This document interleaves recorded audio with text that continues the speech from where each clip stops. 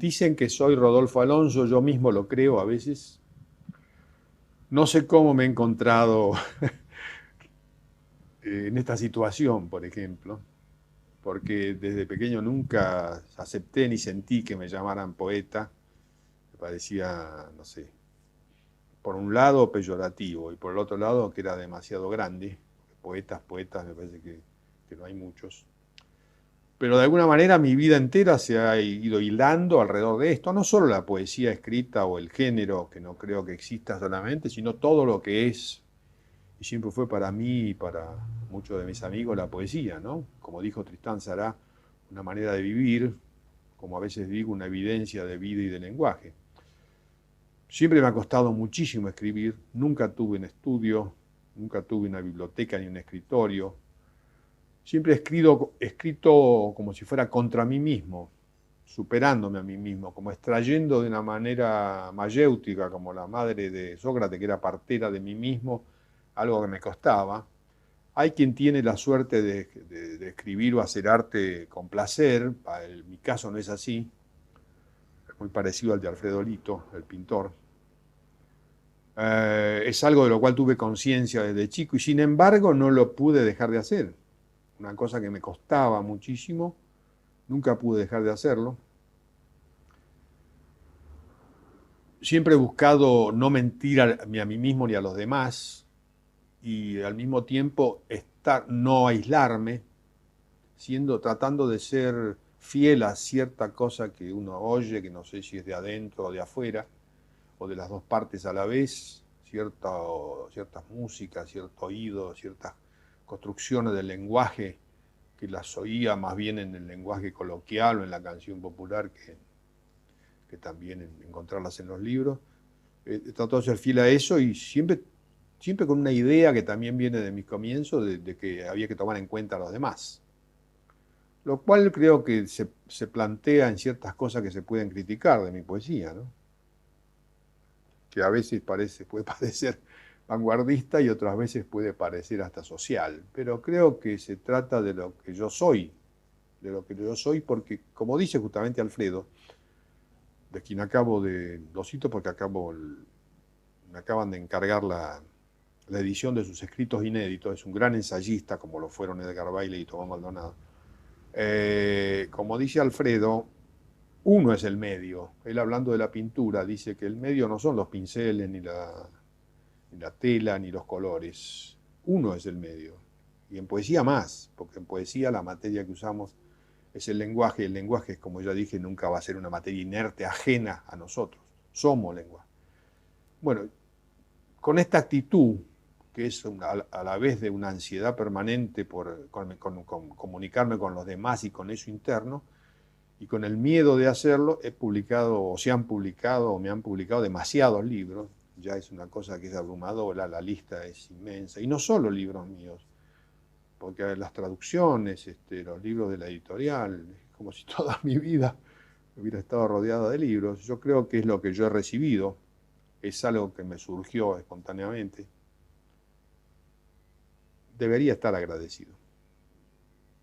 Bueno, para mí fue todo tan instantáneo eso y otras cosas que se daban al mismo tiempo, que yo mismo soy el primer sorprendido. Es decir, me cuesta mucho hablar objetivamente en tercera persona. De hecho, hay algo que me surgió espontáneamente, que es poner las fechas en los poemas, situarlos cronológicamente de alguna manera. Y ese libro está situado, hay poemas de 52, de 53 y de 54. Yo me acerco a la revista, yo estaba estudiando en el secundario, me acuerdo porque tengo un libro que me regaló el 3 de octubre de 1951, que al día siguiente cumplía 17 años. Y ya había escrito algunas cosas, pero habría leído, qué sé yo, Neruda, Lorca, a lo mejor Vallejo, se me mezcla. Pero el tipo de relación que se daba en Poesía de Buenos Aires no era una relación, digamos, totalmente literaria. Hay una cantidad de cosas que se van conociendo, claro, y un tono, pero no era un tono general, sino que cada uno había una posibilidad muy grande de llegar a ser uno mismo. Y de hecho, cuando yo empiezo a descubrirme escribiendo, fue unos años antes, era a los 14 o 15 años, las primeras cosas que me surgieron eran cosas muy breves. Me acuerdo que una tenía 3 líneas, así que había algo que ya estaba en mí, lo de la concentración y la brevedad. Y de hecho, esos textos fueron considerados como insólitos, aunque evidentemente hay una cantidad de cosas en común, pero esas cosas en común eran cosas que unían y que después cada uno también los separaba de los otros, ¿no? En poco tiempo. Ahora, pero son poemas que yo no sé cómo me surgieron, nunca me senté a escribir y me propuse escribir.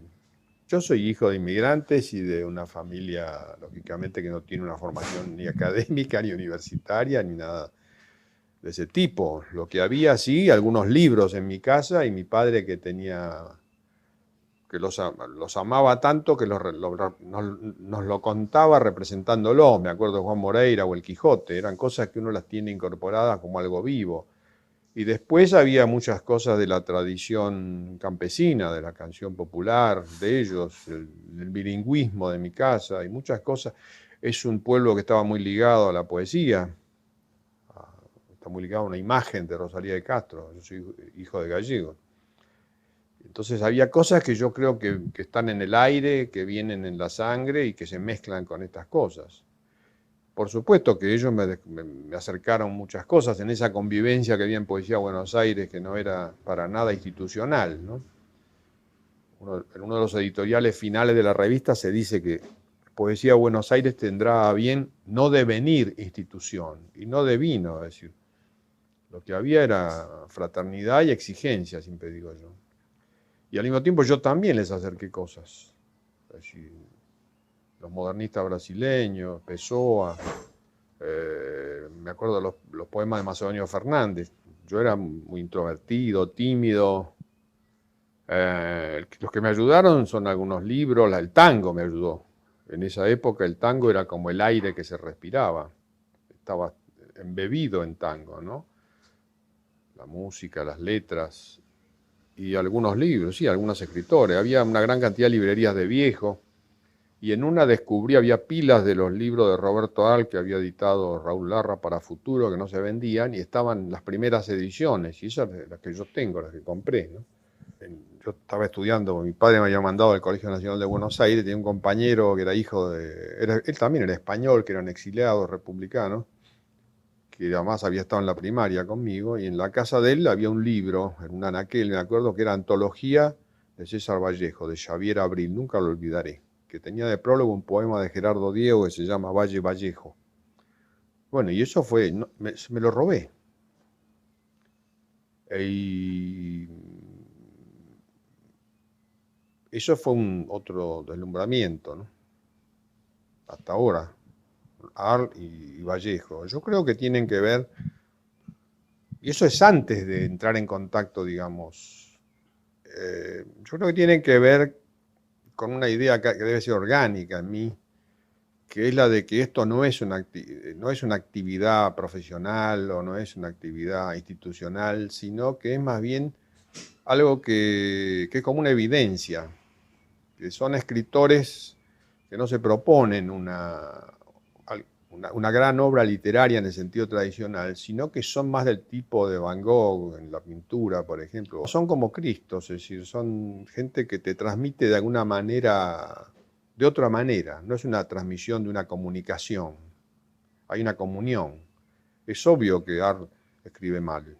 Y Vallejo, en ciertos momentos se puede decir que escribe mal, pero ese escribir mal transmite, contagia, te conmueve, te hace rozar cosas que es más que muchos perfectos escritores, aún en el buen sentido, ¿no? Nunca me senté a escribir o decir voy a utilizar estos elementos de la vanguardia. De hecho, al estar ahí, escribías, sobre todo en los primeros libros, todo en minúsculas, ¿no? Que eso viene del invencionismo, sin ningún signo de interrogación, sin signo de interrogación, ni coma, ni punto y coma. Hay una percepción por el contexto y por las lecturas de experiencias de vanguardia que nunca se concibieron solamente como una cosa literaria, sino que implicaban toda una actitud de no publicar en los suplementos de los diarios, ni editar en editoriales comerciales, ni presentarse a premios literarios, cosa que Edgar Baile y Raúl lo llevaron al extremo, ¿no? Y había toda una idea, lo primero que me dijo, me acuerdo Nicolás Espiro, es que se puede ser poeta y otra cosa, pero no otra cosa y poeta, es decir, que no era una actividad secundaria, sino que te involucraba. Y yo no necesitaba que me lo teorizaran, digamos, yo me acerqué porque yo la revista la vi, me acuerdo, en una mesita en la librería Biau, y algo sentí que me acercó a ello, ¿no? Y antes de leerla, como decía Robert Tual, por ósmosis, tocaba un original así, por ósmosis opinaba. Pero los procedimientos eran, en mi caso, son como implícitos, no es que son explícitos que yo me propongo, hay cosas que surgen. Y el primer sorprendido soy yo, pero no solo de la vanguardia. De ahora me doy cuenta que son endecasílabos. Y yo nunca me propuse contar en esa época contar las sílabas. Dentro de los poemas de vanguardia hay endecasílabos, heptasílabos, hay formas. Yo creo que es una cuestión de oído más que de formación, ¿no? Y creo que justamente me parece que es un poco la crisis que hay de la poesía, ¿no? Y ese oído tiene que ver no solo con un oído culto, sino también con un oído popular en el mejor sentido, antes de la industria cultural, ¿no? Cuando el pueblo era creador. El tango, el lenguaje popular. Aquí había muchas colectividades extranjeras, se cantaban canciones en todas las lenguas del mundo. Y yo siempre tuve un gran feeling con eso, no sé por qué. Si tengo algún don es ese. Yo al mismo tiempo que hacía esta cosa, aparecí traduciendo una cantidad de idiomas, de los cuales yo no estudié ninguno. Francés tuve 2 años en el Nacional Buenos Aires. El portugués nunca lo estudié, el italiano tampoco. El portugués se puede explicar porque el galaico portugués en la Edad Media es la misma lengua. Pero el italiano nunca lo estudié. Yo me siento italiano, es algo increíble, ¿no? Y no tengo una gota de sangre italiana, pero tengo una gran afinidad. Soy italiano vocacional. Pero la verdad que Buenos Aires era una ciudad italiana y el italiano estaba aquí en el lenguaje popular, en las construcciones, las canciones. Yo creo que a mí me formó tanto el contacto con Poesía de Buenos Aires como el cine, la canción popular, la propia, la de que se oía en mi casa o de las fiestas de la familia, las que venían de la guerra civil, y lo que se oía en la calle de otros países, y el tango, y la canción francesa, y el jazz, la canción francesa más, y el cine francés. Había muchos cineclubes en esa época. Buenos Aires era una ciudad donde en ese tiempo se descubrió a Bergman. Acá y en Montevideo, el primer ensayo sobre Ingmar Bergman en su bibliografía mundial es de un argentino, de Edgardo Kosaninski. Yo he visto las colas para ver Juventud y Viento Solo en la calle Corrientes. Es un país tan extraño, ¿no? Que se derrocha sus riquezas. Acá había una gran cultura, no en el sentido académico, pero había grandes. Aquí se descubrían, se hacían cosas. Vi un aviso en Clarín. En esa época el diario Clarín tenía 10, 20, 30 páginas de aviso de trabajo, ¿no es cierto? Parece mentira. De cadete solamente eran 10 páginas. Y había un aviso que pedía a un periodista para dirigir una revista que supiera idiomas. Y yo soy muy tímido físicamente y verbalmente. No parece, pero lo sigo siendo. Pero no por escrito. Es decir, por escrito puedo hacer no cualquier cosa, pero casi cualquier cosa. Entonces mandé una carta y me llamaron. Y ponía el currículum que yo tenía, era el currículum de las cosas que había hecho hasta ese momento, que eran estas traducciones. Y me llamaron de la editorial Abril, que en ese momento era como el Bauhaus, y sin haber hecho nunca periodismo, me nombran subdirector de la revista Claudia, que era una de las revistas femeninas en ese momento más grande, ¿no? Que tenía una gran circulación, porque el director iba a fundar Panorama, que era el yerno del dueño de César Chivita. Él me hizo la entrevista. Y me dijo, y yo no sabía nada. Él me dijo que me tomaba por los idiomas, porque había que trabajar con muchas revistas francesas, italianas, sobre todo, ¿no? Yo tenía los derechos de Rizzoli y de él. Y bueno, y ahí aparezco en el periodismo, con el resultado de que durante 3 años convertimos a porque estaba lleno de artistas, la editorial, nunca se escribió la historia de esa época, de la editorial Abril, pero era una época fantástica, ahí estaba todo el mundo, Lovero, Onofre Lovero, Juan Carlos Gené, Pedro Orgambide hacía, qué sé yo, estaban todos, poetas, Olga Orozco hacía los horóscopos, y como eso, cientos de personas, ¿no? Stefan Strossen, que era director de arte. Mis primeros diagramadores se llamaban Polecelo, Machó y Pérez Ellis. Y que recién empezaban, íbamos caminando con Rómulo hasta Retiro, me acuerdo. Lo acompañaba para que tomara el tren. Y la verdad que Chivita era un europeo, un italiano, y qué sé yo. Yo solo pensaba en el arte, así que la revista la convertí en una revista de arte. Salían, qué sé yo, 20 páginas de Miguel Ángel. Hicimos un número dedicado a Francia, estaba la Fanfarlot de Baudelaire, qué sé yo, poesía francesa que incluía. Ahí publiqué poemas de Macedonio y de Juan L. Ortiz con la foto, cuando nadie hablaba de ello. Oliverio Girondo, me acuerdo, era en el año comienzo del 60. Y un día me llamó Chivita y me dijo, tenía razón, ¿no? Porque yo era subdirector, pero no había director. Y me llamó, un día me dicen que la nombró él a la mujer directora, que era la directora de moda, jefa de moda. Y yo entonces como me dijeron que Atlantis había comprado los derechos de él, lo llamé y les dije si querían y me tomaron para fundar Carina, que fue la que iba a hacer la competencia de Claudia. Entonces le renuncié. Y cuando renuncié me llamó Chivita y me dijo, ¿pero qué pasa? ¿Por qué renuncié? Bueno, yo hace 3 años estoy haciendo la revista y usted me pone de directora a su mujer, qué sé yo. Y yo, bueno, lo que pasa es que usted es un artista. Y esto lo dijo César Chivita, y en realidad tiene razón, y quiere darle a la gente lo que usted cree que es bueno para la gente. Pero mi mujer es una ama de casa y le da a la gente lo que le gusta. Pero me hizo un regalo, qué sé yo, me regaló plata, de todo, y se ve que, no sé, podía haber seguido ahí, pero yo no hacía en realidad periodismo cultural, lo que yo hacía en un medio muy especial y en un momento muy especial de la sociedad y de la cultura argentina, de la industria editorial argentina y periodística, y de una personalidad como Chivita, que son hombres europeos con una experiencia, con una visión de la cultura diferente a lo que hoy consideramos el periodismo. Aparte, el público era completamente diferente. Esto es entre fines del 60 y comienzos del 60, así que el país iba para otro lado. Hasta el golpe de Onganía, el país estaba lleno había revistas literarias por todos lados, editoriales, teatros independientes. Lovero, toda la plata la puso en crear los independientes. Gené, qué sé yo, todo eran pasiones, discusiones. Las discusiones eran en el mundillo artístico o literario, eran discusiones terribles, encendidas de tendencia, discusiones ideológicas, estéticas, políticas, que terminaban la trompada. Tomás Donald tajeaban los cuadros.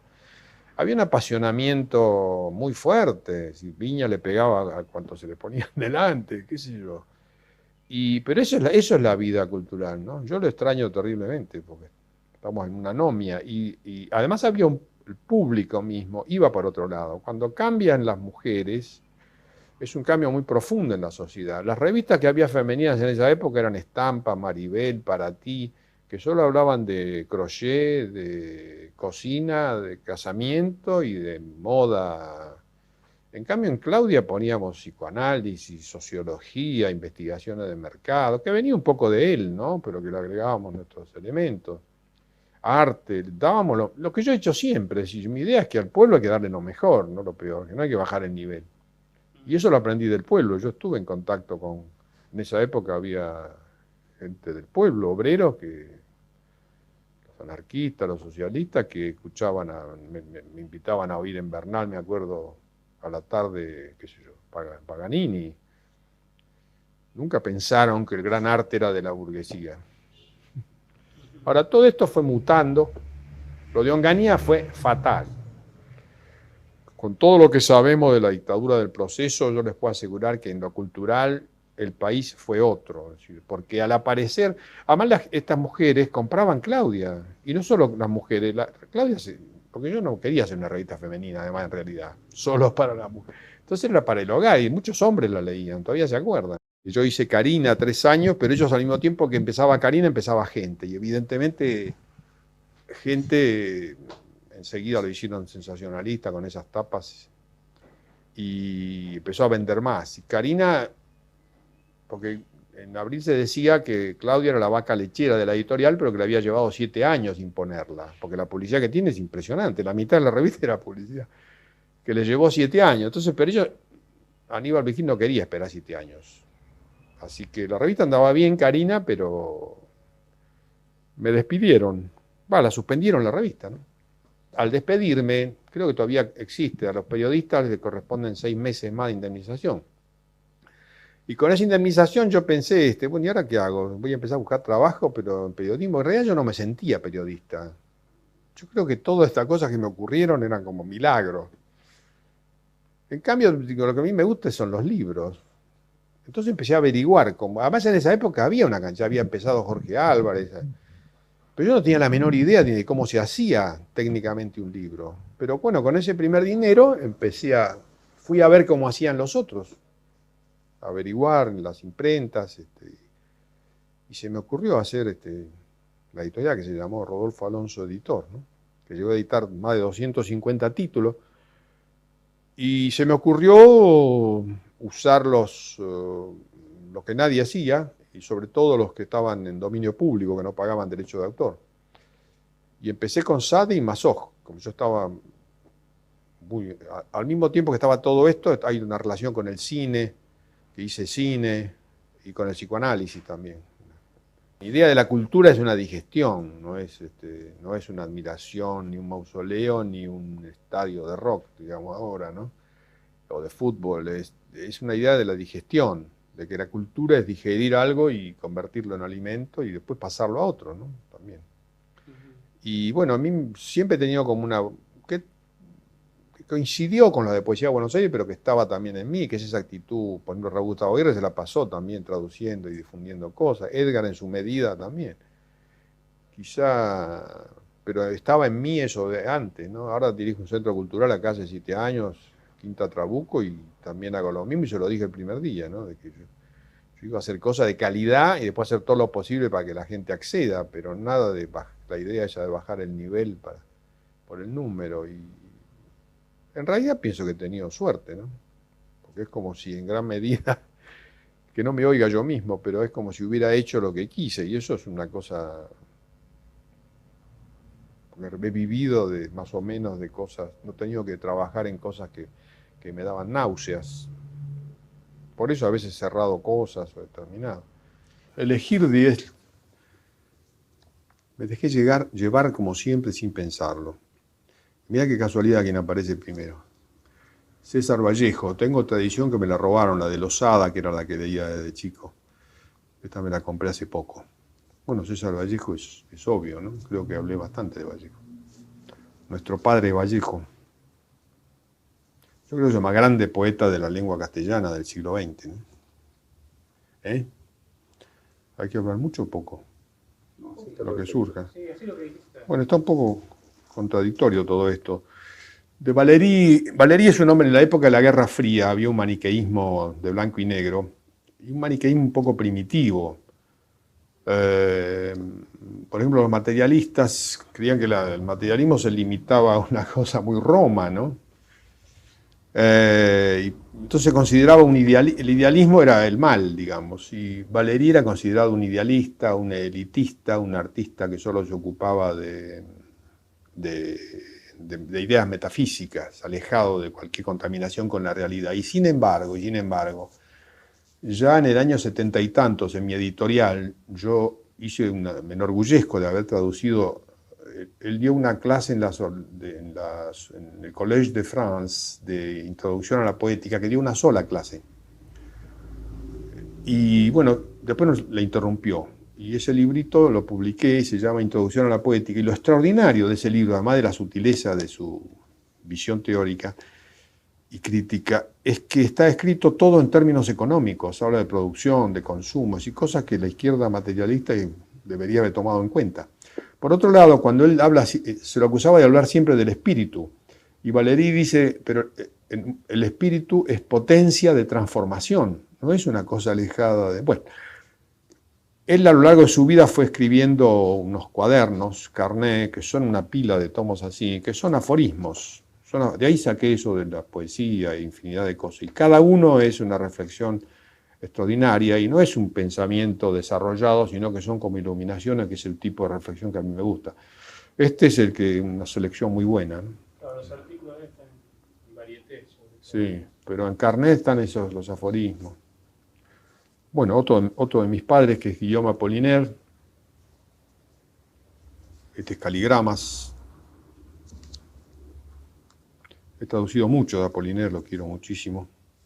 Para mí es como, yo pienso que hay artistas y a lo mejor personas que son de la noche o del día, ¿no? Edgar Baile, por ejemplo, para mí es un poeta del mediodía, de la mañana, radiante, y yo también, yo soy de la mañana. Y Apollinaire también, me parece que es de la vida, en cambio Baudelaire es de la noche, Poe, no tiene ninguna connotación, es nada. La luz de Apollinaire. Bueno, y acá tengo muchos libros de René Char, que es un poeta muy querido por muchos sentidos, por su calidad y su personalidad estética, por supuesto, pero también por su personalidad humana, inclusive política, no en sentido partidario. Ustedes saben que es un hombre que estuvo en la Resistencia. Y Raúl Gustavo Aguirre era uno de sus más grandes devotos en el mundo. En la revista Poesía de Buenos Aires se sacó un número entero dedicado a Char, cuando Char no era muy conocido ni siquiera en Francia. A través de él conseguí su dirección y le mandé algunos libritos y él me mandó esta antología, que la conservo como un tesoro. Es una antología de esas ediciones de arte que hacía GLM y está dedicada además. Sin narcisismo, esto solamente. También acá hay una esquela. René Char, el autor de ese libro maravilloso que es Hojas de Himnos. Cuando él estaba en el Maquis, en la Resistencia, también iba anotando y quedó un libro fantástico que es poesía mezclada con la acción, ¿no?, de la militancia antifascista, antinazi. Este es el famoso libro de Macedonio del cual hablé. Es una edición, creo que es del año 52. Son los poemas de Macedonio Fernández. Es del año enero del 53. 10 de enero del 53. Macedonio había muerto, acá hay recortes que yo iba guardando de Macedonio. Macedonio muere en el 52. Acá estamos tocando la guitarra que no sabía tocar. Esta es una edición mexicana hecha por un paraguayo. Y son los poemas que él nunca editó en vida. De acá saqué los que propuse publicar en el último número de Poesía Buenos Aires en el año 60. Bueno, este fue otra gran personalidad de mi primera juventud, que fue el contacto con Carlos Drummond de Andrade, gran poeta brasileño, gran poeta del modernismo. Con esta antología es que comencé a hacer todas sus traducciones. Acá debe haber cartas con él. Mira, esta es una foto que me mandó. Correspondencia, poemas. Fue muy generoso conmigo, como Murilo Mendes. Fazendeiro do ar, poesía até agora. Hacendado del aire y poesía hasta ahora. Siempre le envidié un título de un libro de sus poemas que se llama Alguna poesía. Busqué encontrar alguna cosa parecida, pero no pude. No, este no es. Bueno, esto es muy emocionante. Son 3, pero no hablé de Juan Elio Ortiz. En ese momento, me acerco a Poesía de Buenos Aires, conozco a Pacurondo, a través de Pacurondo conozco Santa Fe, en Santa Fe conozco a Gola y a Saer, que era un niño, y nos cruzamos enfrente, y en Paraná conocemos a Juan Elio Ortiz, que también fue un descubrimiento, una experiencia fundamental para mí. Estos son los libros que publicaba Ortiz. Una foto. Sí, estamos con Paco, Gola, y estos están dedicados, esto es como un ala. Es como el ala de un pájaro que ha rozado y no sé si está desapareciendo ya. Estos los rompieron cuando hicieron la edición esa de la Universidad Litoral, me los pidieron para fotocopiarlo y yo no me di cuenta que los iban a doblar y los han descuajeringado. Estos son los libros que él hacía, Juan L., siempre con una forma. Ninguno es de una edición comercial, los hacían siempre en una imprenta. Por acá hay un poema manuscrito. La tipografía es minúscula. Por acá, no sé si está acá, tengo un poema en su papel celeste, en lo que escribía. La máquina la hizo preparar, la máquina de escribir, para que fuera cuerpo 6. Bueno, está arriba, porque son más, solo traje algunos. Lo primero que me dijo Juan L. Ortiz cuando lo conocí es: el poeta, cuando habla de una cosa, es la cosa. Es fantástico. Y así al pasar, charlando. Para nosotros fue para mí sobre todo, imagino que para todos fue la concreción, la materialización de aquella idea de que la poesía es una manera de vivir. Él era la experiencia viva, ¿no? Completamente alejado de la ciudad, de todo lo que significa el mundo editorial. Jamás se presentó un premio, jamás se editó en una empresa comercial, los libros se los regalaba a los amigos. En fin. Bueno, otra cosa muy fundamental en mi vida fue el descubrimiento de Cesare Pavese. En esos viajes a Santa Fe, con Gola, descubrimos que ambos lo queríamos mucho. Dentro de la obra de Pavese, que es una personalidad muy entrañable para mí, me es muy importante sus poemas, por supuesto, y su diario, Il mestiere di vivere, el oficio de vivir. Pero es un diario que me cuesta leerlo, como me cuesta a veces leer a Vallejo. No puedo leer a Vallejo y dejarlo como quien lee cualquier cosa. Es una cosa que me... Y yo creo que cuando se suicida, Pavese creo que se suicida en el 52 también. Nosotros traducimos con Gola en el 56, 57, los ensayos del oficio de poeta. Cuando se suicida tiene este libro en la mesa de luz, que son los Diálogos con Leucó, Diálogos con Leucotea, que es una ninfa. Es un extraordinario libro. Me han dicho que hasta en Italia está olvidado Pavese en estos momentos. Peor para Italia, ¿no? Estos son todos como si fueran diálogos con personajes de la mitología. Así describirlos es irracional. Yo los hice publicar uno de estos, justamente Las Musas, también en ese último número de Poesía de Buenos Aires, que yo lo traduje, en que hablan Mnemosine y Tiresias, el ciego. Es un libro fantástico que lo releo cada tanto y es como si reviviera el mundo de la mitología griega, ¿no? Desde mi juventud también Camus me llegó muchísimo por su personalidad solar y antidogmática, y porque además era prácticamente un republicano español, como me consideraba yo. La madre era española, era de origen pobre como yo, era un argelino, no un francés de París, y sin embargo, este libro, que reúne dos pequeños libros de él, Nos y L'été, Bodas y el verano, que generalmente lo publican reunidos, cada verano siento la necesidad de releerlo y lo llevaba en todas las vacaciones, por eso está así tan ajado, ¿no? Bueno. El otro gran descubrimiento de mi juventud es Giuseppe Ungaretti, el gran poeta italiano que después de Pessoa me encargó traducir Aldo Pellegrini. Esa antología apareció en el año 62. Después, en el 67, Ungaretti estuvo en Buenos Aires, ya viejo, y yo no sé cómo me animé a presentarme un día, y aceptó venir a mi casa, y le hice firmar este libro. Él tenía tinta verde. Acá dice: con gratitud por la atención prestada a mi poesía. Fue uno de los últimos viajes de Ungaretti. Hay otra personalidad que me parece, como dijo Pavese, en algún momento le pregunta quién es el poeta más grande del siglo XX, y Pavese dijo Franz Kafka.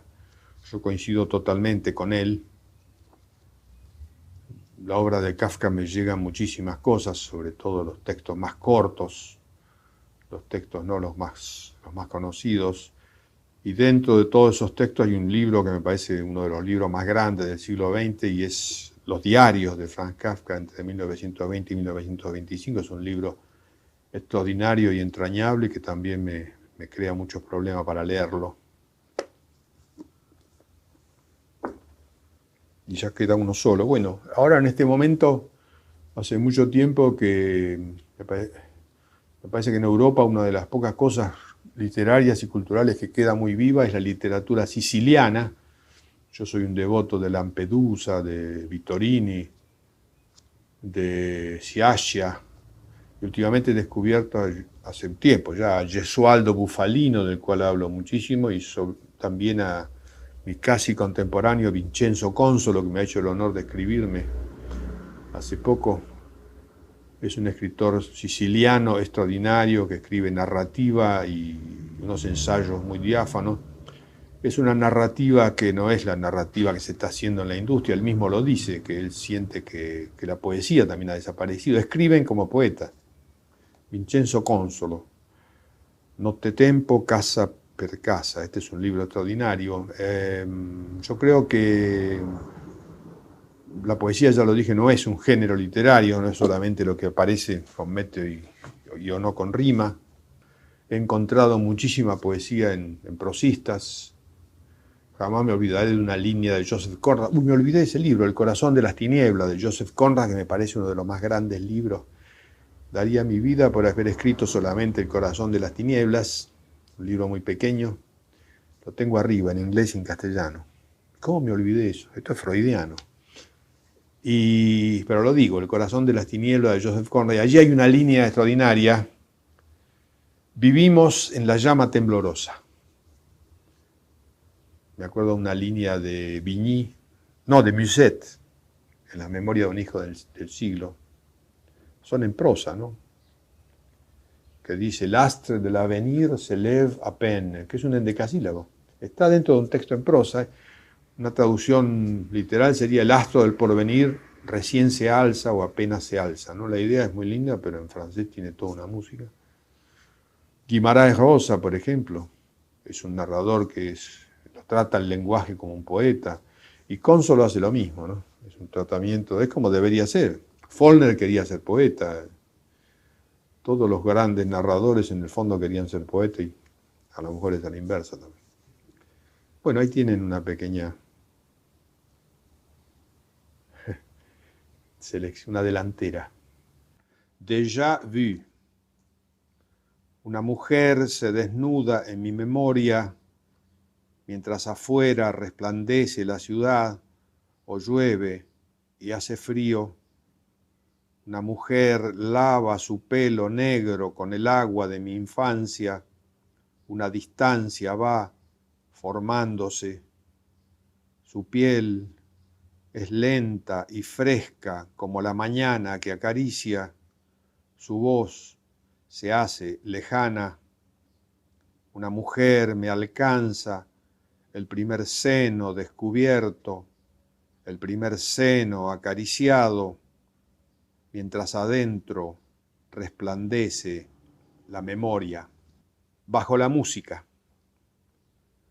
Música sobre las circunstancias, música sobre el callado dolor o el gran dolor, música sobre las cicatrices, sobre el vientre exangüe, sobre lo que ha de ser y lo imposible, música sobre las frentes, sobre los inviernos, sobre los remolinos del futuro o el abismo de ayer, música sobre la memoria y sobre el viento, música sobre la sed, música sobre el desierto y sobre el mal, música sobre el resentimiento y el aullido, música sobre el silencio, música sobre la aridez, el hambre y la sospecha, música sobre las fauces, música sobre las pezuñas y las zarpas, música sobre el pico ávido y curvado, música sobre el desgarramiento, música sobre los pormenores, música sobre el superviviente y el verdugo, música sobre el frío, sobre el filo, música sobre la sombra.